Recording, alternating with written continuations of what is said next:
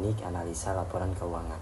Nah, yang perlu kita ketahui yang pertama itu adanya historis. Nah, historis ini adalah dokumen atau laporan keuangan yang mencatat transaksi dan posisi keuangan perusahaan dalam suatu periode tertentu. Nah, dokumen-dokumen ini menggambarkan bagaimana sumber daya perusahaan dikelola dan digunakan, serta bagaimana kinerja keuangan perusahaan berkembang dari waktu ke waktu. Nah, dokumen historis sangat penting bagi manajemen ataupun investor dan pemangku kepentingan lainnya untuk membuat keputusan yang informasional. Sekian. Jenis-jenis dokumen historis. Yang pertama, laporan laba rugi atau income statement, yang dimana laporan laba rugi adalah laporan yang mencatat pendapatan, biaya, dan laba atau rugi perusahaan dalam satu periode tertentu. Laporan ini mencerminkan profitabilitas perusahaan. Yang kedua, neraca atau balance sheet. Neraca mencatat posisi keuangan perusahaan pada titik waktu tertentu dengan merinci aset, kewajiban, dan ekuitas. Neraca memberikan gambaran tentang solvabilitas dan struktur modal. Yang ketiga, laporan arus kas atau cash flow statement, yang dimana laporan arus kas menggambarkan aliran kas masuk dan keluar selama periode tertentu, dibagi menjadi 3 kategori: operasi, investasi, dan pendanaan. Yang keempat, laporan perusahaan ekuitas pemegang saham atau statement of shareholders equity. Laporan ini mencatat perusahaan dalam ekuitas pemegang saham selama periode tertentu, termasuk laba yang ditahan, dividen yang dibagikan, serta penerbitan atau pembelian saham. Yang terakhir, catatan aset atas laporan keuangan atau note to financial statement. Catatan ini memberikan penjelasan rinci mengenai angka-angka yang tercatat dalam laporan keuangan. Ini dapat mencakup kebijakan akuntansi yang digunakan, perubahan signifikan dalam aset dan kewajiban, serta kejadian-kejadian yang mempengaruhi laporan keuangan. Materi 3 teknik analisis.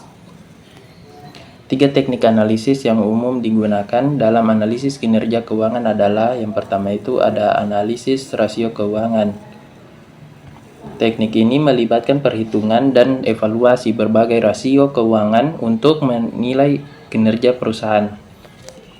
Rasio ini dapat dibagi dalam beberapa kategori, seperti rasio likuiditas, misalnya rasio lancar, rasio probabilitas, misalnya margin dan laba bersih, rasio efisiensi, misalnya perputaran aset, dan rasio solvabilitas, misalnya rasio utang terhadap ekuitas. Rasio ini memberikan gambaran tentang posisi keuangan perusahaan dan kemampuan untuk menghasilkan laba. Dan poin kedua itu ada analisis tren. Dalam teknik ini, kinerja perusahaan dianalisis dengan membandingkan data keuangan selama beberapa periode untuk mengidentifikasi pola atau tren yang menunjukkan pertumbuhan atau penurunan dan pendapatan, laba, biaya, dan item keuangan lainnya. Analisis tren membantu untuk memproyeksikan kinerja masa depan untuk mengidentifikasi masalah potensial atau peluang. Dan slide ketiga itu poin ketiga, analisis perbandingan. Teknik ini melibatkan perbandingan kinerja keuangan perusahaan dengan perusahaan lain dalam industri yang sama dengan standar industri. Benchmarking dapat digunakan untuk menilai apakah perusahaan berada di posisi yang baik dalam hal efisiensi, profitabilitas, dan likuiditas dibandingkan dengan pesaingnya. Ini memberikan perspektif tentang kekuatan dan kelemahan perusahaan dalam konteks pasar. Implementasi analisis rasio.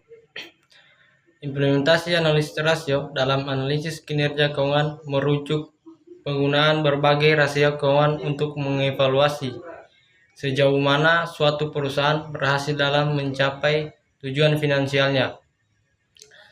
Rasio-rasio ini mengukur berbagai aspek kinerja keuangan perusahaan seperti profitabilitas, likuiditas, efisiensi, dan solvabilitas. Analisis rasio memberikan gambaran yang lebih jelas tentang kesehatan finansial perusahaan dan dapat membantu manajemen serta investor dalam pengambilan keputusan.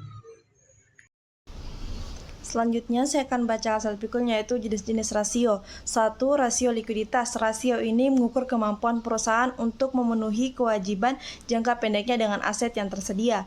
2. Rasio profitabilitas. Rasio ini mengukur kemampuan perusahaan untuk menghasilkan laba. 3. Rasio efisiensi. Rasio ini mengukur seberapa baik perusahaan untuk menggunakan aset dan modal untuk menghasilkan pendapatan.